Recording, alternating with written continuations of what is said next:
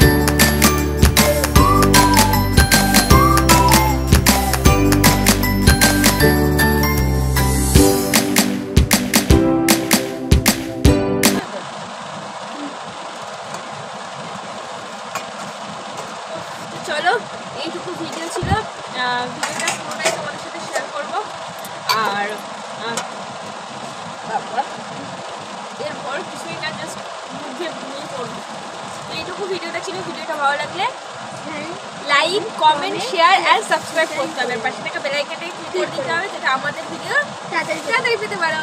আর এরকম ভিডিও ভালো লাগলে প্লিজ কমেন্ট করে জানাবে।